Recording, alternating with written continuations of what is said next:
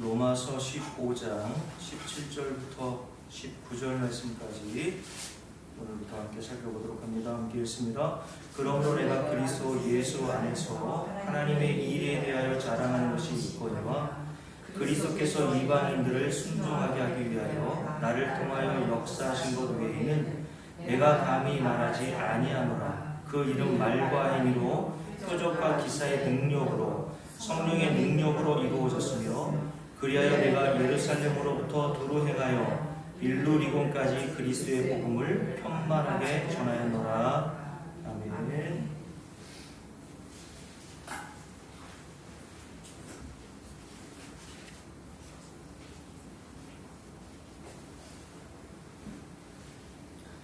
여러분, 사람마다 사는 재미가 서로 다르죠? 그 중에 하나가 저는 자랑하는 재미라고 생각합니다. 그렇지 않아요? 그래서 어떤 사람은 돈 많은 것을 남들에게 자랑하기도 하고, 특별히 남자들 같은 경우에는 남자들의 로망인 좋은 차를 소유한 것들을 자랑하기도 하죠. 그리고 대부분 평범한 사람들은 꿈도 꾸지 못할 서울의 5, 60평대 수십억짜리 아파트에 사는 것을 자랑하기도 하고요. 부모들 중에서는 자식들이 공부 잘하여 받아온 상이나 혹은 좋은 대학에 입학한 자식을 자랑하기도 합니다. 그래서 제 주변에도 목사님들 중에서도 자녀들이 좋은 대학에 입학하면 가족들과 함께 입학식을 참석하고 난 다음에 그 대학 현관에서 사진을 찍은 것을 카톡 배경에 올려놓기도 합니다. 서울대, 연고대 정도 들어가야 그런 자랑할 맛이 나는 거죠. 제가 아는 딸 초등학교 친구 엄마는 카톡 배경 사진에 하루에 한 장씩 매일 바꿔놓더라고요. 저도 매일 이걸 보는 재미가 있어가지고 자꾸 들여다보게 되거든요. 제 딸 초등학교 친구 엄마는 남편이 뭘 하는지 모르겠지만 돈이 많은가 봐요. 그래서 자주 남편이 사다 준 명품 가방 있지 않습니까? 특히 그분은 구찌 가방을 좋아하시나 봐요. 그래서 구찌 가방 여러 개를 카톡 배경에 올려놓기도 하는 것을 제가 보았습니다. 전에 교회에서 목회할 때에는 어떤 집에 신방가 보니까요, 오래전 그분이 어떤 일로 대통령에게 표창받은 일이 있었는지 그 표창받은 표창장을 액자로 만들어서 안방 잘 보이는 곳에 걸어놓은 것을 제가 보기도 했습니다. 앞에서 제가 열거한 이런 것들이 대부분 이 세상에서 살아가는 자들이 자랑거리로 여기는 것들 아닙니까? 그런 자랑하는 것들이 있으면 세상 사는 게 얼마나 재밌겠습니까? 그렇지 않습니까? 그래서 모든 사람들은 저마다 세상에서 자랑할 만한 것들을 더 얻어내기 위한 노력으로 힘쓰고 애쓰며 살아간다고 저는 봅니다. 그래서 자신이 자랑할 것들이 없다고 여겨지면 그런 자랑할 권리들이 많은 자들을 보면서 부러워하기도 하고 희생하기도 하고, 그런 자랑할 거리가 없는 자신을 보고서 낙심하고 절망하기도 하는 것이죠. 그러면 여러분, 교회 목사들이나 교회 성도들을 만나서 뭘 자랑하고 삽니까? 목사들은 이런 것들을 자랑하죠. 자신이 목회한 지 얼마 안 되었는데 교회 사람들이 수백 명이 몰려와서 교인 수가 급격하게 늘어난 것을 자랑하는 목사님들이 계시고, 그 덕분에 교회 재정이 훨씬 넉넉해졌다는 것을 자랑하기도 합니다. 그리고 어떤 목사님은 자신이 목회하고 있는 교회 안에 있는 성도들 중에 의사나 판사나 국회의원이나 또 알만한 연예인과 같이 인지도 높은 교인이 있는 것을 은연중에 자랑하는 목사님들도 보았습니다. 전에 토요일 오후에 극동방송에 우리 교회를 자랑합니다 라고 하는 프로가 있었거든요. 지금도 하는지는 모르겠어요. 그 프로그램에 나오는 교회 대부분이 어느 정도 규모가 있는 충청권에 있는 교회들이 대부분인데, 그 교회에 담임 목사님과 성도들이 나와서 저마다 자기들이 교회에 자랑할 것들을 이렇게 이야기하는 그런 프로였습니다. 어떤 교회 성도는 자신이 소속되어 있는 담임 목사님의 박사학위, 그리고 그 담임 목사님의 인격의 훌륭함, 담임 목사님이 얼마나 화려한 프로필을 가지고 있는지를 자랑하는 것을 제가 보았고, 또 어떤 교회 성도는 자신이 소속된 교회 여선교회 회장의 손맛이 얼마나 좋은지 매주 교회에서 제공하는 점심 맛이 그렇게 끝내준다고 자랑하면서 우리에게 점심 먹으러 오라고 하는 분도 계시는 것을 제가 봤습니다. 요즘에는 특별히 대형교회 같은 경우에는 뭘 자랑합니까? 대형교회는 정말 작은 교회에서 소유하기 어려운 문화시설, 스포츠시설, 다양한 커뮤니티. 대형교회 같은 경우에는 스포츠 동호회, 등산 동호회, 별의별 동호회들이 다 있습니다. 그런 것들이 있는 것을 자랑하고, 자, 이것을 비난하려고 하는 건 아니니까요. 600억 이상을 들여 서울 강남 노른자 땅 위에 건축한 서울 사랑의 교회 같은 경우에는 제가 유튜브로 보니까 교회 안에 현대식 결혼식장이 있나 봐요. 그래서 일반 결혼식장보다 더 잘 꾸며놔서 그 교회 청년들이 그곳에서 결혼하기 위해서 대기까지 걸어놓을 정도로 인기가 높다고 합니다. 다만 그 교회 다니는 청년에게만 그 혜택이 주어져요. 그러니까 저와 여러분이 결혼 정년기에 있으면 어느 교회 가고 싶어요? 그런 조그만 교회 안 오고 싶다는 겁니다.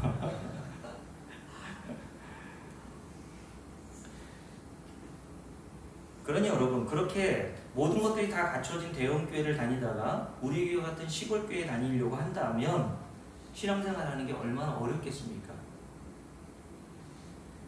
여러분, 이런 것들을 생각하면 우리 교회는 별로 자랑할 것이 없는 교회 같아요. 여러분의 담임 목사인 저 같은 경우에는 박사학위도 없거든요.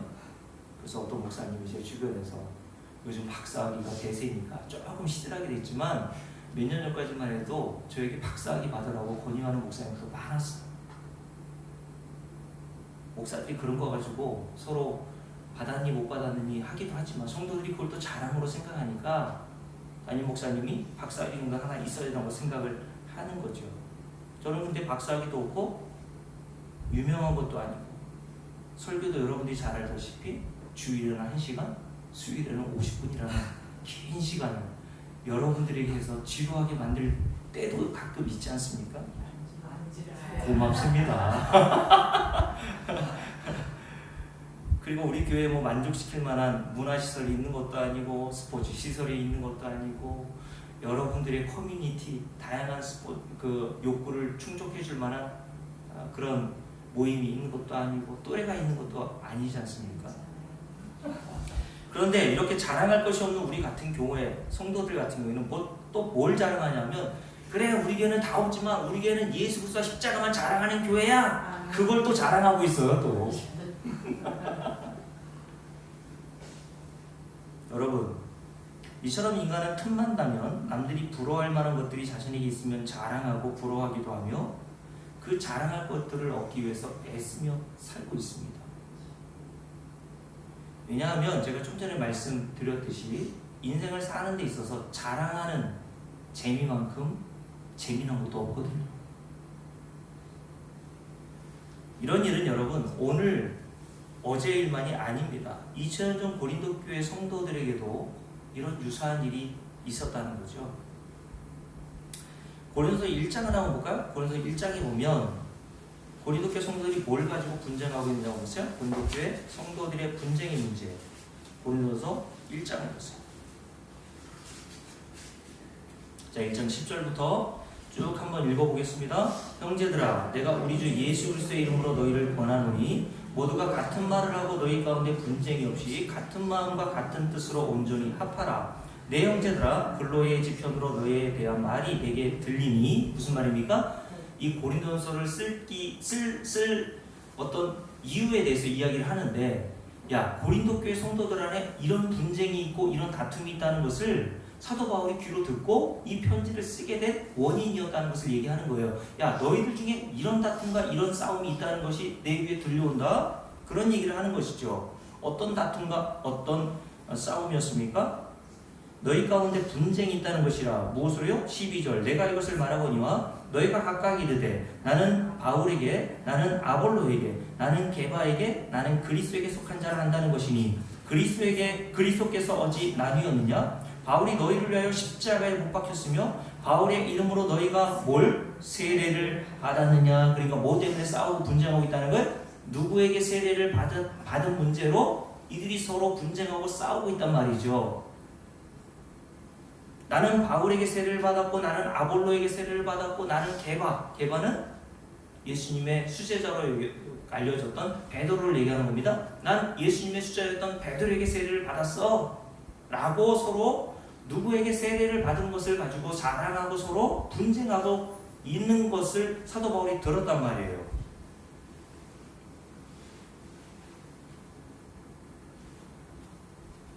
자, 어떤 자는 고린도 교회를 개척한 바울에게 세례를 받은 것을 자랑했습니다. 고린도 교회 처음 개척자가 사도 바울이었거든요. 나는 우리 교회 처음 개척한 목사님에게 세례를 받았어, 이런 얘기를 하는 거죠. 바울 이후에 온 사람이 아볼로였는데 아볼로는 학식이 탁월한 사람이었거든요. 그러니까 또 어떤 사람은 바울에게 세례를 못 받은 사람은 또 뭘 자랑하겠습니까? 나는 바울에게 세례를 못 받았지만 학문적으로 빠지지 않는 아볼로라고 하는 사람. 제가 좀 전에 말씀드렸던 것처럼 야, 우리 목사님은 박사학위를 받았는데 그냥 한국에서 박사학위를 받은 게 아니라 저기 미국이나 캐나다 그걸 PhD, 한국에서 받는 목회는 디민이라고 해가지고 겨우 한 1, 2년 공부하고 그냥 박사학위를 받기 위한 공부거든요. 그런 거는 사실은 박사학위라고 부를 수도 없는데 성도들은 모르잖아요, 그냥. 그래서 목사들이 얼마나 그 박사학위가 자랑스러운지. 저는 가운을 입지 않지만 요즘에도 가운 입는 목사님들이 있거든요. 가운에다가 세 줄을 쫙쫙 그어놨어요. 평신들은 그게 뭔 줄도 모르더라고요. 몰랐죠? 그죠? 여러분, 그 대학 때 학사 수여식이나 뭐 이런 것들을 보면 교수님들이 다 이게 가운을 입으면서 작대기 3개씩 다 걷고 나온단 말이에요. 그게 박사학위를 받았다라고 하는 표시인 거예요. 그러니까 목사님들이 왜 그거 가운에다가 3줄을 그었습니까? 난 목사일 뿐만 아니라 다른 목사하고는 다르게 박사학위까지 받았어. 이런 걸 과시하는 용도로 쓰려고 그렇게 줄 긋고 나온단 말입니다. 여러분, 그런 식으로 얘기하는 거죠. 나 아볼로 선생님, 아볼로 목사님, 학문이 탁월해서 박사학위 받은 분에게 난 세례를 받았어. 그리고 또 한 분에서는 또 뭐라고 얘기한다고요? 아니야, 나는 더 대단한 예수님의 수제자였던 저 예루살렘 교회 큰 교회인 그 베드로라고 하는 분에게 세례를 받았어 라고 하는 것으로 서로 자랑하고 싸움질하고 있었던 것을 사도 바울이 들었던 거죠. 마치 지금으로 말하면 한국에서 유명하다는 조영기 목사님, 한경주 목사님, 남서울교회 피종리 목사님과 같은 분에게 나는 세례를 받았어, 나는 그런 교회 다녀 라는 식으로 자랑하는 일들이 벌써 2000년 전에 있었던 겁니다. 사람은 틈만 나면 자랑하고 싶다고 그랬잖아요. 교회에서 이런 것 가지고도 자랑한다니까요. 이런 어처구니 없는 이야기를 듣고 사도 바울이 고린도 교회 성도를 향해 책망하면서 했던 말이 뭔지 아십니까? 고린도전서 1장 13절 보십시오. 함께 읽습니다. 바울이 너희를 위하여 십자가에 못 박혔으며 13절 함께 읽을게요. 바울이 너희를 위하여 십자가에 못 박혔으며 바울의 이름으로 너희가 세례를 받았느냐? 라고 이야기를 했어요. 야, 너희들을 구원한 게 바울이야? 아볼로야? 게바야? 그들에게 세례를 받는 게 뭐가 중요해? 누구에게 세례를 받느냐가 구원과 무슨 관계가 있어? 네가 어떤 교회 다니느냐, 그게 무슨 관계가 있니 구원에? 무슨 보탬이 돼? 너희들이 구원받은 것은 로마서 14장과 15장에서 우리가 뭘 배웠습니까? 오직 하나님과 우리 주 예수 그리스도의 긍휼과 자비와 은혜로 구원받은 것을 배웠잖아요. 한 죄인인 인간이 하나님 나라에 들어가고 구원과 영생과 구원을 받는 것은 이런 하나님의 자비와 긍휼과 은혜가 나타난 예수 그리스도의 십자가의 공로에 의해서 구원받고 영생받고 하나님 나라에 들어가는 것이지, 누군가에게 세례를 받고 교회 얼마나 다니고 얼마나 봉사하고 그런 거는 아무 중요한 게 아니란 말이에요. 그런데 인간은 그런 걸, 자기가 행한 걸 어떻게 해서든지 자랑하고 싶어하는 욕망들이 있다니까요.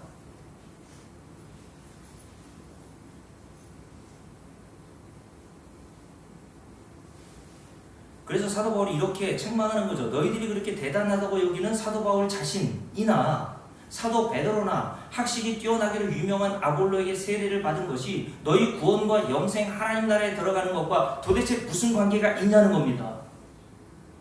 또한 너희들이 받은 그 세례 자체가 너희들의 구원에 무슨 보탬이 되며 그런 자들과 세례를 받은 것 자체가 그런 자들에게 세례를 받은 것 자체가 너희를 구원할 수 있는 효력과 효능이 조금이라도 있냐라고 책망하는 거예요. 전혀 없다는 겁니다.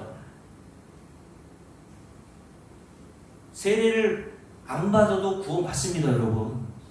예수를 믿어야 구원받는 거 아니에요. 맞아요? 세례가 여러분의 구원을 보장해 줍니까? 여러분의 신앙 연수, 내가 교회 다닌 지 얼마고 여러분의 직분이 여러분의 구원을 보장해 줘요? 근데 교회에서 집사니, 권사니, 장로니, 목사니 이런 타이틀 가지고 서로 분쟁하는 경우도 얼마나 많습니까? 조금 있으면 연말이잖아요. 교회마다 이제 목사님들이 고민이 시작되는 거죠. 그래서 제 친구 목사는 청주에서 목회하는데 어떤 권사님, 남자 권사님 계신데 그냥 유독 올해 그냥 유독 열심히 하더래요. 그래서 뭐 왜 그러나 그렇게 이렇게 쳐다봤더니 장로 되고 싶어가지고. 우리 교회는 그런 분은 없잖아요. 그래서 제가 3년 전에 여러분에게 말씀드렸잖아요. 받고 싶은 거 다 얘기하라고 제가 드릴 테니까. 여러분의 직분이 여러분의 구원과 영생에 무슨 관계가 있습니까? 근데 그런 것 가지고 시험 들어요.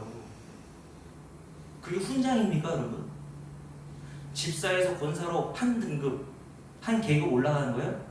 저희 아들이 이제 다음 달인가 상병을 달거든요. 달았어요? 12월 달에 달았나 보네. 저 무시면 아파요. 다른 부모들은 뭐 아들이 군대 가면 면회 한 번이러 가는데 제 아들이 양주에서 근무하고 있거든요.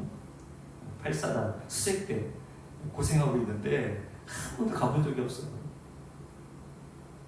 근데 여러분 군인들이 2등병에서 1병, 1병에서 상병, 상병에서 병장 이렇게 진급하듯이 여러분이 신앙 연수에 따라서 집사 1병이었다가 권사 상병으로 진급하는 거예요?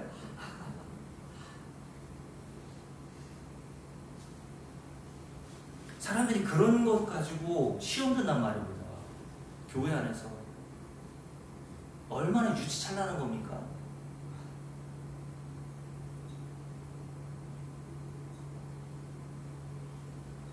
그래서 저희 아버지 돌아갔을 때 여러분 교회에서 그런 모습을 세상에 보여주니까 세상 사람들이 다 그렇게 생각하는 것 같아요. 저희 아버지가 교인은 안 다니셨지만 돌아가실 때 예수 믿고 돌아가셨어요. 근데 저희 오촌 당숙들이 저희 아버지 이제 비석을 세워주신답시고 비석을 딱 세워놨는데 저희 아버지 함자가 이재자 행자거든요.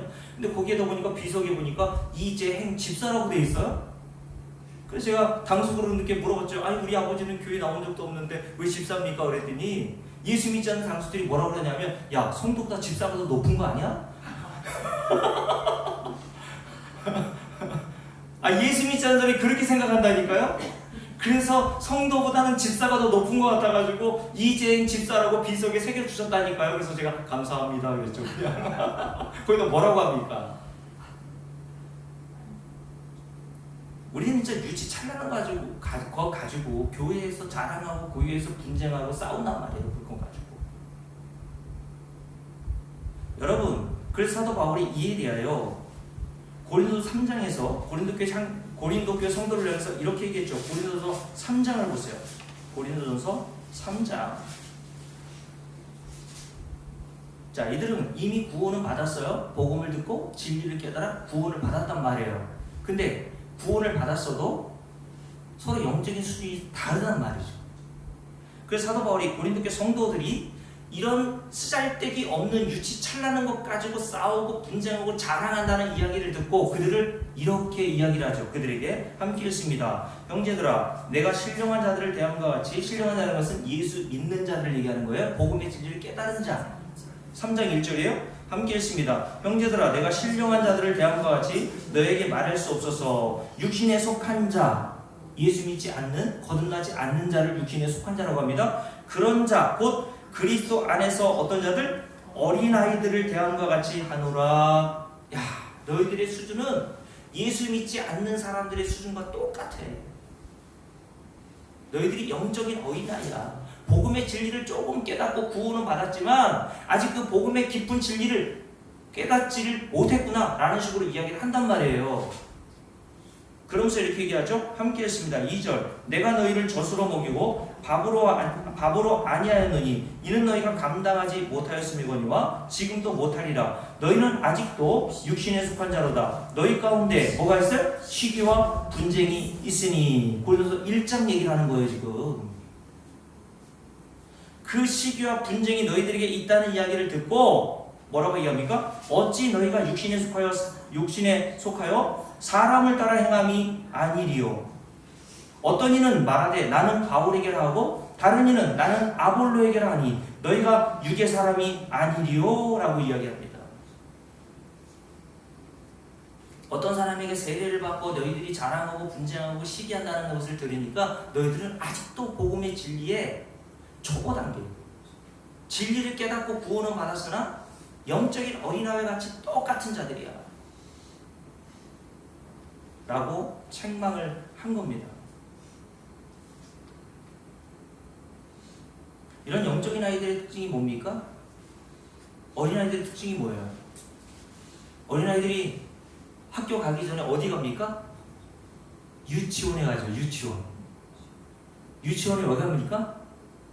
유치하니까 유치원에 보내는 거 아니겠어요, 여러분? 유치한 애들끼리 모여있는 게 유치원이잖아요. 그렇잖아요? 요즘은 나이 드시면 노치원이라고 하는 데가 또 있던데, 유치한 애들끼리 모여있는 곳이 유치원이란 말입니다, 여러분. 그래서 여러분 제가 건축하면서 1년 동안 어린이집 차량 운행하는 기사로 좀 건축원금에 좀 보탬이 될까 해가지고 알바했습니다.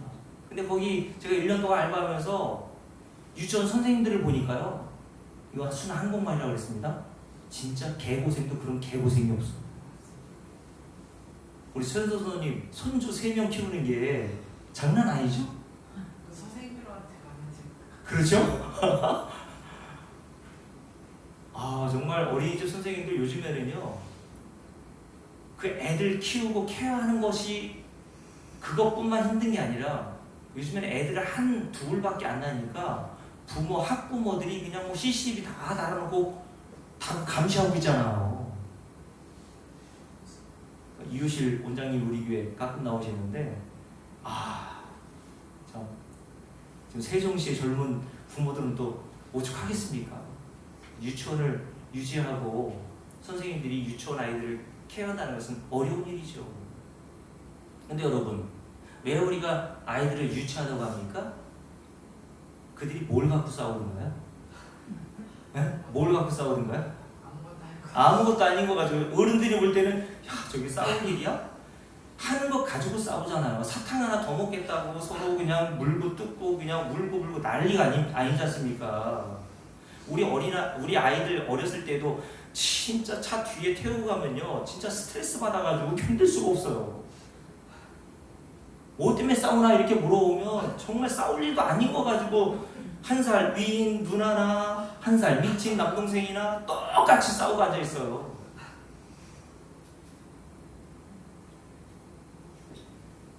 여러분, 지금 사도 바울이 고린도교회 성도들이 뭐라고 하는 겁니까? 너희들이 그렇게 유치찬란해. 얼마나 복음의 진리를 못 깨달았으면 그런 것 가지고 시기하고 분쟁하고 싸우니? 그런 것 가지고 자랑해? 교회가 그런 것 가지고 자랑하는 곳이야? 그거 있으면 없고 없으면 어떠니 교회 안에? 또래가 있으면 어떻고 없으면 어때? 교회 스포츠시설, 문화시설 있으면 어떻고 없으면 어떠니? 교회는 복음 진리가 증거되어야 교회라고 그랬잖아요.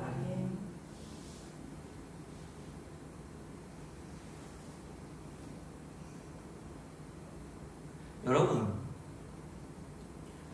또 하나의 어린아이의 특징이 뭡니까? 잘 속는다는 거죠. 그렇죠? 애들은 잘 속잖아요. 그래서 에베소서 한번 볼까요? 에베소 2장에 보면요, 어린아이의 특징은 쓸데없는 일, 유치찬란한 거 가지고 싸우기도 하고, 두 번째 특징이 뭐라고요? 속기를 잘한단 말입니다. 그래서 에베소 4장을 볼게요. 에베소 4장에 보면요, 사도 바울이 이렇게 얘기했습니다. 자, 14절 함께 읽습니다. 이는 우리가 이제부터 뭐가 되지 아니하도록 어린아이가 되지 아니하여. 여러분, 예수님은 어린아이같이 되어야 하나님 나라 들어간다는데 왜 또 어린아이같이 되지 말아야 된다고 말씀하시나? 그 내용과 이 내용이 다르단 말이에요. 똑같은 어린아이라고 하는 단어를 썼지만 문맥에 따라서 뭘 의미하느냐가 달라지잖아요. 여기서 말하는 어린아이라고 하는 뜻은 예수님이 어린아이같이 되지 않으면이라고 했을 때 그런 상태가 아니라, 그거는 절대 하나님 의존의 상태를 얘기한다 그랬잖아요. 근데 여기서 말하는 어린아이의 뜻은 고린도서 3장에서 사도 바울이 지적한 것처럼 복음의 진리를 제대로 깨닫지 못해서 교회 안에서 쓰잘데기 없는 것으로 분쟁하고 자랑하고 싸움박질하는 그런 상태를 얘기하는 거예요. 그러면서 이렇게 얘기하죠. 함께 읽습니다. 이는 우리가 이제부터 뭐가 되지 않는다고요? 어린아이가 되지 아니하여 사람의 속임수와 간사한 유혹에 빠져 온갖 교훈의 풍조에 밀려 요동하지 않게 하려 함이라. 어린아이의 뜻이 뭡니까? 사람의 속임수와 간사한 유혹에 자주 빠져 넘어진단 말입니다. 그리고 온갖 교훈의 풍조라고 그랬죠. 여러분, 교회 안에 온갖 교훈의 풍조, 세상 풍조 얼마나 많이 들어와 있는지 여러분 감지하고 계세요? 인본주의 사상, 인간의 힘과 능력과 인간의 행위를 강조하는 사상들이 교회 안에 뿌리를 깊게 내리고 있단 말입니다, 여러분.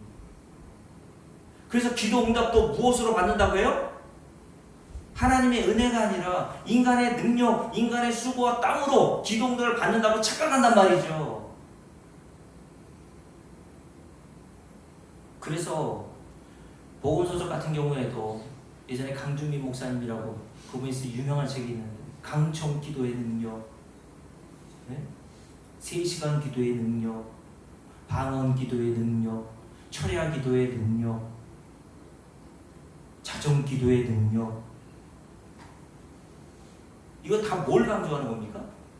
하나님의 은혜를 강조하는 거예요? 인간의 수고와 힘을 강조하는 거예요? 인간의 수고와 힘, 노력을 강조하는 서적들이란 말입니다. 여러분, 기도응답은 저와 여러분의 수고와 힘과 노력으로 받는 거 아니에요. 모든 게 하나님의 은혜라면서요. 구원만 은혜입니까? 기도응답도 하나님의 은혜인 거예요, 여러분. 근데 인간의 본성은 성향상 율법주의적 성향이라 그랬잖아요. 인본주의 사상이 너무 매력적으로 들리는 인간의 본성을 지니고 있기 때문에 그런 말들이 귀에 쏙쏙 들려온단 말입니다.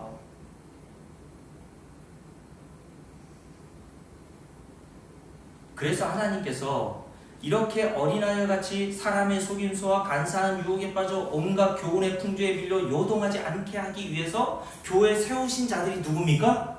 그 위에 보세요.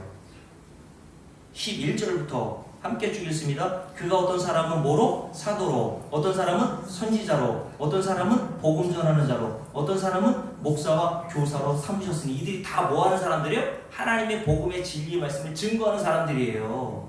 하나님이 어린아이와 같은 저와 여러분을 위해서 교회 안에 어떤 자를 세웠어요? 복음 진리를 증거하게 할 수 있는 목사를 세우셨단 말이에요. 그렇게 해서 12절 함께 읽습니다. 이는 성도를 온전하게 하여 봉사의 일을 하게 하며 그리스도의 몸을 세우려 하심이라. 우리가 다 하나님의 아들을 믿는 것과 아는 일에 하나가 되어 온전한 사람을 이루어 그리스도의 장성한 분량이 충만한 데까지 이르리니. 무엇으로? 복음의 진리의 말씀으로. 맞습니까? 그러니 교회 안에 복음의 진리를 아는 목사가 있느냐 없느냐가 중요한 것이라고 말씀드렸잖아요. 이 세상의 풍조와 이 세상의 사상이 목사의 입을 통해서 교회 안에 전달되는 경우들이 넘쳐난다니까요, 여러분.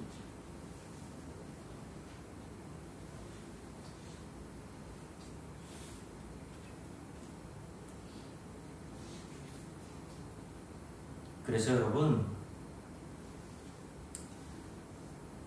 자, 어린아이 특징 두 가지 말씀드렸죠? 첫 번째로 유치 찬란한 것으로 서로 시기하고 질투하고 자랑한다.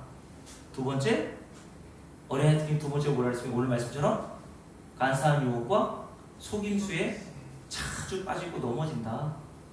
그래서 하나님께서 하시는 일이 뭐라고요?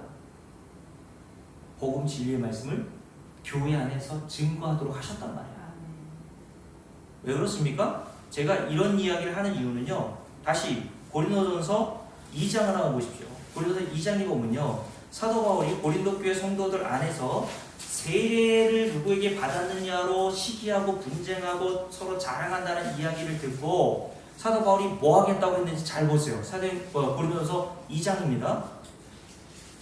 인격이 부족하거나 신앙 열림이 부족하다고 본 것입니까? 아니면 오랫동안 체육대회나 야외 예배 안 가서 서로에 대해서 이해하지 못했기 때문에 이런 분쟁이 나온 것으로 생각을 했던 걸까요? 사도 바울은요, 복음의 깊은 진리를 제대로 알지 못했기 때문이라고 원인을 파악하고 나서 고린도서 2장 2절에서 이렇게 이야기를 했죠. 함께 읽습니다. 고린도서 2장 2절, 내가 너희 중에서 예수 그리스도와 그가 십자가에 못 박히신 것 외에는 아무것도 알지 아니하기로 작정하였음이니라. 사도 바울이 지금 고린도 교회 성도들에게 이런 시기, 분쟁, 싸움박질하고 있는 상태, 영적인 어린아이들의 상태임을 깨닫고 나서 그들의 원인을 무엇이라고 본 겁니까? 인격이 부족하거나 야외 예배 안 가거나 체육대회 안 했더니 이들이 싸움박질 하고 있네, 이렇게 본 것이 아니라 예수 그리스도와 그가 십자가에서 행하신 그 은혜를 너희들이 아직 제대로 깨닫지 못했다는 사실을 원인으로 파악하여서 그들에게 뭐 하겠다는 겁니까? 요 복음을 너희에게 전해주겠다 라고 이야기를 해서 고린도전서 전체, 고린도후서 전체를 쓴 거란 말이에요. 제가 주일에 말씀드리겠지만 골로새 교회 성도들에게도 이단 사상들이 들어왔기에 사도 바울이 골로새서라고 하는 서신을 보낼 필요를 느끼고 골로새서 1장부터 기독론, 예수 그리스도가 누구시며 우리가 지난주에 배웠죠. 예수 그리스도는 누구십니까? 감사해요. 그래서 제가 이렇게 또 한 번 할 수 있는 거 아닙니까? 예수 그리스도는 보이지 않는 하나님의 형상이시요. 두 번째, 예수 그리스도는 모든 만물보다 먼저 나신 이시다. 왜 그 이야기를 했는지 돌아오는 주일을 말씀드리려고 합니다. 사도 바울은 고린도 교회 성도들에 대해서도 교회에 이런 문제가 일어났을 때, 야, 회식 한번 하자, 이런 말씀 안 했어요. 너희들에게 부족한 건 다른 게 부족한 게 아니야. 너희들이 이렇게 유치찬란한 것에 가지고 싸우고 별것도 아닌 사람의 속임수와 이 세상 풍조에 그렇게 휘둘리고 놀아나는 것은 아직까지 복음의 진리를 제대로 알지 못했기 때문이야. 그러니까 내가 너희들에게 복음 진리의 내용을 다시 얘기해 줄게. 다시. 그래서 여러분, 로마서 15장에서 사도 바울이 뭐라고 했어요? 로마서 15장 볼게요. 로마서 15장을 보세요. 우리가 지난주에 함께 살펴본 말씀이잖아요. 로마서 15장 14절 함께 읽습니다. 내 형제들아, 너희가 스스로 선함이 가득하고 모든 지식이 차서 능히 서로 권하는 자임을 나도 확신하노라. 그러면서 뭐라고 얘기합니까? 그러나 내가 너희로 뭐하게 하기 위해서 다시 생각나게 하려고 하나님께서 내게 주신 은혜로 말미암아 더욱 담대히 대략 너에게 썼노니, 이게 로마서라 그랬잖아요. 그러나 너희들이 복음 진리를 알고 있다는 건 나도 알아. 그러나 너희들이 그 복음 진리의 말씀을 다시 생각나 기억하게 하기 위해서 내가 다시 로마서라고 하는 이 방대한 분량의 교리서, 복음 진리의 말씀을 너에게 전해주고 있는 거야 라고 얘기했거든요. 왜 그렇습니까? 로마서 1장 보십시오. 우리가 로마서 1장에서 함께 살펴봤죠. 로마서 1장에 보면 사도 바울이 로마교회 성도들에게도 이렇게 다시 복음 진리를 증거하고자 했던 이유가 등장하고 있다고 말씀드렸어요. 로마서 1장 11절 함께 읽습니다. 내가 너희 보기를 간절히 원하는 것은 어떤 신령한 은사를 너희에게 나누어 주어 뭐하게 하기 위해서? 너희를 견고하게 하려 함이니. 너희를 믿음으로 견고하게 세워주기 위해서 너희들에게 신령한 은사를 나눠주고 싶어서 너희들을 만나고 싶어 견딜 수가 없어. 그럼 신령한 은사가 뭔지를 알면 되잖아. 신앙에 있어서 저와 여러분의 믿음을 경고케 해줄 수 있는 게 뭡니까? 함께 읽어볼게요. 15절 함께 읽습니다. 그러므로 나는 할 수 있는 대로 로마에 있는 너희에게도 뭐를 전하기를 원한대요? 뭐라 한다고요? 복음 전하기를 원하노라. 이게 뭐예요? 복음이 신령한 은사라는 얘기예요. 그냥 신령한 은사라고 하니까 우리 생각으로 뭐 방언인가? 병 고치는 은사인가? 목사님들 요즘에 막 뒤로 넘어뜨리잖아. 장풍. 난 왜 쓰러뜨리는지 이유를 알 수 없어요. 아니 하나님이 쓰러뜨리면 하나님이 보호하실 거 아닙니까? 꼭 쓰러뜨리는 목사님은 젊은 저 같은 사람들한테 뒤에서 또 붙잡으래요. 또 안 다치게. 또 뭐 하는 거예요 도대체? 근데 성도들은 또 그걸 또 신기해한단 말이에요. 여러분 어린아이들이 그런 거 작은 일에 속는 겁니다 여러분. 그런 일을 행하는 목사들이 설교랍시고 막 한다는 말들이요. 성도들은 하나님 말씀으로 듣는다니까요. 여러분 저와 여러분의 믿음과 신앙을 견고하게 해주는 것은요 다른 게 아니에요. 복음입니다. 복음. 맞습니까? 복음을 들으시란 말이에요. 복음이 아니고서는 여러분들은요 에베소 4장의 말씀처럼 이 세상의 풍조에 휘둘리고요 사람의 속임수에 속아 넘어간다니까요. 그게 교회 밖에서 일어나는 일이 아니라 교회 안에서 일어나는 일이라고 말하고 있는 거예요. 그래서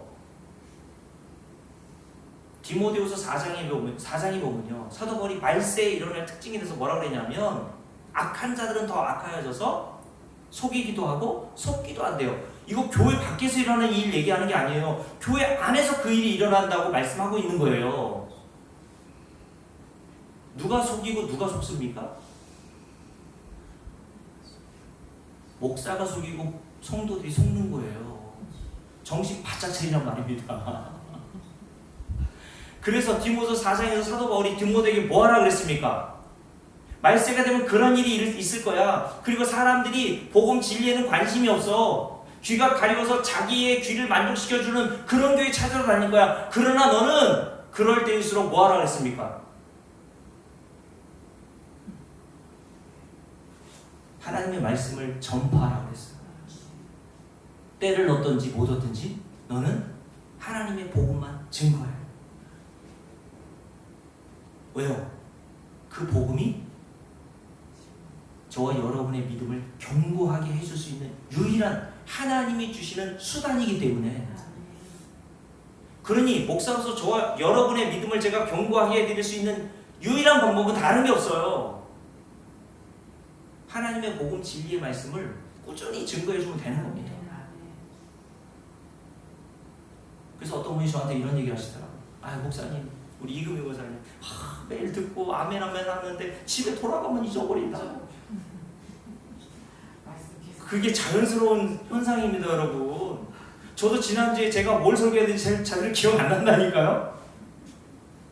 근데 여러분 제가 우리 천도 선생님에게 문자에 그런 얘기를 들었거든요. 그런 얘기를 해드렸거든요. 콩나물 시루에 물을 자꾸 주면 밑바닥에 물이 다 빠져나오는 것 같이 보이지만 콩나물은 자라고 있습니다. 그게 하나님의 말씀이 성도에게 주는 능력이라니까요. 사도행전 20장 나올까요? 여기뿐만 아니라 사도 바울은 사도행전 20장에서요 에베소 교회 장로들을 만나서 하는 이야기를 한번 들어보세요. 고린도 교회, 그리고 에베소 교회, 그리고 로마 교회 성도들에게만 복음으로 너희들의 믿음을 경고케 해준다라고만 얘기한 게 아니에요. 자, 사도행전 20장을 보세요. 사도행전 20장 다 보셨죠? 지금 사도행전 20장은 에베소 교회 장로들과 고별할 때 그들에게 권면한 내용을 기록한 내용이거든요. 자, 함께 읽어볼게요. 자, 28절부터 함께 읽습니다. 여러분은 자기를 위하여 또는 온 양떼를 위하여 삼가라. 성령이 그들 가운데 여러분을 뭐로 삼았다고요? 감독자로 삼고 하나님이 자기 피로 사신 교회를 보살피게 하셨느니라. 장로들에게 얘기하는 거예요. 너희는 하나님이 자기 피로 사신 교회, 이거 성도들 얘기하는 겁니다. 교회를 잘 보살피도록 너희를 세운 거야. 장로는 지금으로 말하면 목사인 저와 같은 사람을 말하는 거예요. 그러면서 사도 바울이 이렇게 얘기했습니다. 29절, 내가 떠난 후에 뭐가 들어온다고요? 사나운 이리가 여러분에게 들어와서, 여기서 사나운 이리는 동물을 얘기하는 것이 아니라 거짓 사도, 거짓 교사, 다른 복음을 교회 안에 들어와서 성도들의 믿음을 흔들어 놓는 자들을 얘기하는 거예요. 그런 자들을 사나운 이리, 맹수라고 비유한 겁니다. 그런 사나운 이리와 같은 맹수가 너희들 가운데 들어와서 그 양떼 너희를 아끼지 아니하며 30절, 또한 여러분 중에서도 제자들을 끌어 자기를 따르게 하려고 어떤 말? 어그러진 말을 하는 사람들이 일어날 줄을 내가 아노라. 누구 중에? 너 장로들 중에. 무서운 말 아닙니까? 목사들 중에. 어그러진 말을 하는 자들로 통하여서 성도들의 영혼을 사망에 이르게 하는 자들이 나올 거란 말이죠. 그러니까 31절 이렇게 얘기합니다. 함께 읽습니다. 그러므로 여러분이 읽게요. 내가 3년이나 밤낮 쉬지 않고, 에베소 교회에서 3년 동안 사도 바울이 사역했다는 것을 알 수 있겠죠. 밤낮 쉬지 않고 눈물로 각 사람을 훈계하던 것을 기억하라. 이게 뭡니까? 3년 밤낮으로 에베소 교회 성도들에게 훈계하고 교훈하고 가르쳤던 내용, 그 위에 보세요. 자, 19절부터 함께 읽습니다. 그 모든 겸손과 눈물이며 유대인의 관계로 말미암아 당한 시험을 참고 주를 섬긴 것과 유익한 것은 무엇이든지 공중 앞에서나 각 집에서나 꺼리낌 없이 여러분에게 전하여 가르치고 유대인과 헬라인들에게 주를 빡빡 거놓으세요. 무엇을 증거하고 가르쳤습니까? 하나님께 대한 회개와 우리 주 예수 그리스도에 대한 믿음을 증언한 것이다. 이게 내가 에베소 교회에서 3년 동안 사역하면서 너희들에게 끊임없이 각 집에서나 공중에 있을 때나 기업 신방을 갔을 때나 결혼식 때나 장례식 때나 끊임없이 너희들에게 증거한 복음이야. 하나님께 대한 회개와 우리 주 예수 그리스도에 대한 믿음. 여러분, 이거는 다른 게 아닙니다. 회개는 뭡니까? 죄에서 돌이키는 게 회개라고 그러죠. 요한복음 10장에서 예수님께서 성령이 오시면 뭐를 죄로 여긴다 그랬어요? 죄라 함은 너희가 나를 믿지 않는 게 죄야 라고 성령께서 너희들에게 깨닫게 해줄 거라고 말씀하셨잖아요. 그러면 예수 그리스도를 믿지 않는 게 죄라면 회개가 뭡니까? 예수 그리스도를 믿는 거. 여러분들이 예수 그리스도를 믿잖아요? 그게 하나님께 대한 회개한 거예요. 그래서 제가 주일에 설교할 때 말씀드렸잖아요. 죄의 반대말은 믿음, 믿음의 반대말은 죄라고 이렇게 말씀을 드렸잖아요. 그러니까 여러분, 어떤 목사님은 21절 하나님께 대한 회개와, 여기서 와를 곧이라고 바꿔서 쓰시는 분도 가끔 있어요. 하나님께 대한 회개, 곧 똑같다는 얘기죠. 우리 주 예수 그리스도에 대한 믿음, 똑같단 말이에요. 그러니까 여러분들이 점점 회개하게 되면 어떻게 되어져 가겠습니까? 예수 그리스도의 은혜와 십자가의 공로만 꼭 붙들고 의지하는 상태가 된단 말입니다. 그걸 하나님께 회개한 상태가 된 거예요. 회개하라고 그랬더니 그냥 뭐 지난 주일날 뭐 그냥 남편하고 싸운 얘기부터 시작해가지고 그냥 자식들에게 뭐 잘못되게 욕하고 막 하고, 그런 것도 물론 해야죠. 근데 그런 거는 예수 안 믿어도 다른 종교에서 다 하는 거란 말입니다, 여러분. 그건 회개가 아니라 후회요 반성일 뿐인 거예요. 성경에서 말하는 회개는 예수 그리스도를 의지하고 믿는 상태를 회개라고 합니다, 여러분. 사도 바울이 에베소 교회 성도들에게 3년 6개월 동안 눈물 뿌려가며 혼신을 다해서 가르쳤던 내용, 복음이 바로 이거였습니다. 그러면서 이렇게 얘기하죠. 자, 32절 함께 했습니다. 지금 내가 여러분 누구겠어요? 에베소 교회 장로들, 말씀을 맡은 장로들, 목사들 얘기하는 거예요. 지금의 여러분들을 주와 및 함께 읽습니다. 그 은혜의 말씀이 어떻게 한다고요? 부탁하노니 여러분 줄을 빡빡 끊으세요. 그 말씀이 여러분을 능히 든든히 세우사. 뭐가요? 사도 바울이? 세례가?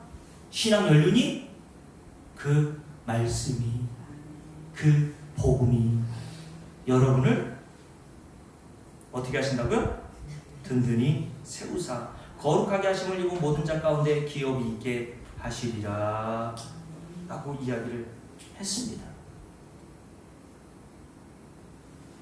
저와 여러분을 든든히 세울 수 있는 것은요, 다른 게 없어요. 하나님의 복음의 말씀이라니까. 여러분, 고린도 교회 성도들에게, 로마 교회 성도들에게, 에베소 교회 성도들에게 동일한 얘기를 하고 있잖아요 지금. 그러니 여러분들 믿음이 든든히 설리면 자꾸 뭐 해야 돼요? 말씀을 들어야죠. 근데 꼭 수요예배 같은 경우에 여러분들 좀 든든하다 싶은 분은 나오시고, 든든하지 않은 분들은 또 뭐 안 나오시는 것 같아요.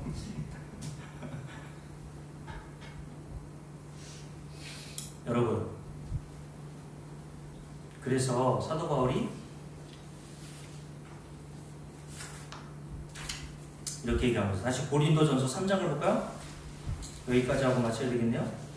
할 내용은 많지만 다음 주에 연결해서 다시 하겠습니다. 자, 사도 바울이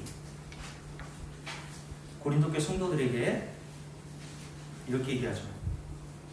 자, 4절부터 쭉 읽습니다. 함께 읽을게요. 어떤 이는 말하되 나는 바울에게라 하고, 다른 이는 나는 아볼로에게라 하니 너희가 육의 사람이 아니리요. 그런즉 아볼로는 무엇이며 바울은 무엇이냐? 그들은 주께서 각각 주신 대로 너희로 하여금 믿게 한 사역자들이니라. 나는 심었고, 사도 바울 자기는 심었대요. 무슨 말입니까? 나는 고린도 교회에 처음 들어가, 고린도라고 하는 지역에 처음 들어가서 복음을 증거하고 교회를 개척한 자라는 얘기를 하는 거예요. 나는 심었고 그 위에 아볼로는 그 위에다가 물을 주었고, 그러나 오직 하나님께서 자라나게 하셨나니.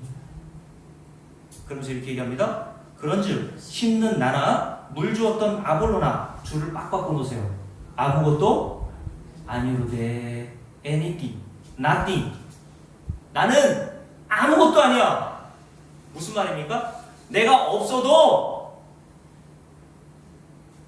사도 바울이 내가 아볼로인 그가 없어도 하나님은 자신의 일을 홀로 이루실 수 있는 분이죠. 우리를 단지 사용하시고 그 일에 우리를 동참하셨을 뿐이지, 우리가 어떤 사람이 구원받는데 조금의 영향력도 끼친 것이 없어. 오직 한 사람을 구원받게 하시는 것은 하나님 한 분이야. 그러니 어떤 사람이 구원받았다면 나를 전도한 사람, 그 사람 때문에 내가 구원받은 것이 아니라, 내가 구원받은 원인은 딱 한 가지, 오직 하나님에게 있다라고 사도 바울이 얘기하잖아요. 여러분, 사도 바울이 고린도 교회에서 진짜 속된 말로 개고생하면서, 왜냐면 고린도라고 하는 도시는 우상으로 가득한 도시였거든요. 그러니까 고린도라고 하는 도시에서 얼마나 복음을 증거할 때 많은 박해와 고난을 받았겠습니까? 그렇다면 이런 고난과 환난 속에서 고린도 교회가 탄생했다면 그 고린도 교회를 개척한 사도 바울이 자랑할 게 얼마나 많았을까요? 그렇잖아요? 야, 내가 너희들을 위해서 얼마나 수고했니? 너희들이 누구 때문에 예수 믿게 됐어? 이런 은혜도 모르는 싸가지 없는 것들아, 이렇게 얘기하고 할 수 있을 거 아니에요, 사도 바울이. 근데 사도 바울이 뭐라고 합니까? 나는 아무것도 아니야. 오직 한 사람을 구원받게 하시고 믿음으로 경고케 하시는 분은 전능하신 하나님이 하시는 일인 거야. 그러니까 너희들이 누구에게 세례를 받았느냐가 뭐가 중요하니? 그 말하고 있는 거예요 지금. 그 세례가 너에게 구원의 보탬이 돼? 너희들이 그렇게 자랑하는 세례 준 사람이 너희들의 구원에 조금이라도 영향력이 있어?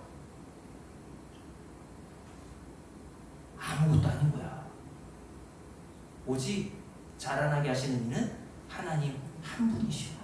그러니까 네 모든 영광을, 모든 찬송을 하나님과 그의 아들 예수 그리스도의 은혜에 돌려야지 라고 말하고 싶었던 겁니다.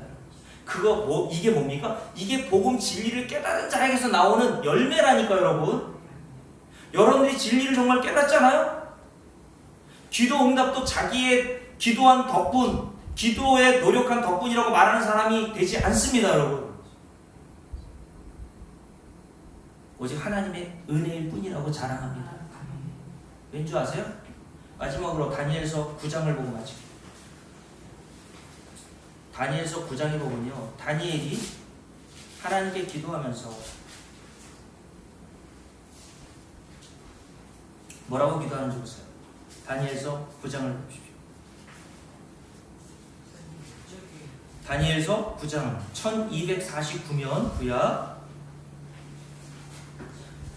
여러분 9장에 보면 다니엘의 기도라고 이렇게 써있죠? 1절부터 19절까지, 그죠? 다니엘은 지금 어디가 있습니까? 바벨론 포로로 끌려갔다가 우여곡절 끝에 총리가 되죠. 그런 상태에서 다니엘이 자기 민족인 이스라엘 백성들의 범죄와 자신의 범죄와 죄악을 하나님께 토로하면서 기도하는 내용입니다. 함께 읽어볼게요. 다 읽기는 시간이 없으니까요. 자, 8절부터 쭉 읽어봅니다. 함께 읽습니다. 주여, 수치가 우리에게 돌아오고 우리의 왕들과 우리의 고관과 조상들에게 돌아온 것은 우리가 주께 범죄하였음이니이다마는 주 우리 하나님께는 뭐가 있어요? 긍휼과 용서하심이 있사오니 이는 우리가 주께 패역하였음이니오며 우리 하나님 여호와의 목소리를 듣지 아니하며 여호와께서 그의 종 선지자들에게 부탁하여 우리 앞에 세우신 율법을 행하지 아니하였음이니이다. 온 이스라엘이 주의 율법을 범하고 치우쳐 가서 주의 목소리를 듣지 아니하였으므로 이 저주가 우리에게 내렸으되 곧 하나님의 종 모세의 율법에 기록된 맹세대로 되었사오니 이는 우리가 주께 범죄하였음이니이다. 무슨 말입니까? 우리는 하나님의 이런 심판을 받아도 할 말이 없어요. 모세를 통해서 하나님께서 신명기 레위기에서 기록한 그 말씀대로 우리가 죄를 범한 자로서 하나님의 심판과 저주를 받아 마땅한 자였습니다 라고 고백한 거예요. 그리고 자기들의 죄를 쭉 얘기하죠. 자, 13절 12절부터 쭉 읽습니다. 주께서 큰 재앙을 우리에게 내리사 우리와 및 우리를 재판하는 재판관을 쳐서 하신 말씀을 이루셨사오니 온 천하의 예루살렘에서 일어난 일 같은 것이 없나이다. 모세의 율법에 기록된 대로 이 모든 재앙이 이미 우리에게 내렸사오나 우리는 우리의 죄악을 떠나고 주의 진리를 깨달아 우리 하나님 여호와의 얼굴을 기쁘게 하지 아니하였나이다. 그러므로 여호와께서 이 재앙을 간직하여 두셨다가 우리에게 내리게 하셨사오니 우리의 하나님 여호와께서 행하시는 모든 일이 공의로우시나 우리가 그 목소리를 듣지 아니하였음이니이다. 강한 손으로 주의 백성을 애굽 땅에서 인도하여 내시고 오늘과 같이 명성을 얻으신 우리 주 하나님이요 우리는 뭐하였다고요? 범죄하였고 악을 행하였나이다. 그러나 주여 구하옵나니 주는 주의 공의를 따라 주의 분노를 주의 성 예루살렘 주의 거룩한 산에서 떠나게 하옵소서. 이는 우리의 죄와 우리의 조상들의 죄악으로 말미암아 예루살렘과 주의 백성이 사면에 있는 자들에게 수치를 당함이니이다. 그러하온즉 우리 하나님이여 지금 주의 종의 기도와 간구를 들으시고 주를 위하여 주의 얼굴빛을 주의 황폐한 성소에 비추어 주옵소서. 나의 하나님이여 귀를 기울여 들으시며 눈을 떠서 우리 황폐한 상황과 주의 이름으로 일컫는 성을 보옵소서. 우리가 주 앞에 간구하옵는 것은 주를 빡빡 꺼놓으세요. 뭐 때문이에요? 우리의 공의를 의지하여 가는 것이 아니요 다만 주의 큰 긍휼을 의지하여 함이니이다. 다른 쉬운 성경 번역본에 보면요 우리는 하나님께 뭘 잘났다고 해서 구할 것이 하나도 없는 자들입니다. 여러분이 진짜 죄인 중에 괴수인 줄 안다면요 하나님께 뭘 구해서 얻을 것이라고 권리와 주장을 할 수 있는 게 있어요? 그런데 왜 우리가 하나님께 구한 것들을 하나님께서 가끔 우리에게 응답해 주시는 줄 아세요? 긍휼이 풍성하시기 때문입니다. 저와 여러분을 보고 하나님이 응답하시는 게 아니라 그래서 긍휼과 자비가 나타난 예수 그리스도의 은혜로 우리에게 그 기도 응답을 주신단 말이에요. 그래서 우리가 기도의 맨 끝에 뭐라고 기도하고 마칩니까? 우리 주 예수 그리스도의 이름으로 기도한다고 하는 거예요. 무슨 말입니까? 나는 하나님께 뭘 구할 자격도 없어요. 이것이 복음 진리를 깨달은 자들이 기도하는 내용이란 말이에요. 오늘 다니엘이 뭘 근거로 기도했습니까? 바벨론 땅에 가가지고 믿음을 지킨 자기의 대단한 믿음의 행위를 가지고 근거로 해서 하나님 나 이렇게 했으니까 이거 들어주세요 라고 했어요? 주의 크신 긍휼을 근거로 해서 우리에게 은혜를 베풀어 달라고 구했단 말이에요. 사랑하는 성도 여러분, 여러분이 진짜 복음의 진리를 깨달아 가고 있나요? 우리는 가면 갈수록 우리에 대한 자랑은 자꾸 삭제되어 갑니다. 이런 긍휼이 풍성하신 하나님과 우리 주 예수 그리스도의 은혜만 자랑하게 될 줄로 믿습니다. 우리 찬송가 140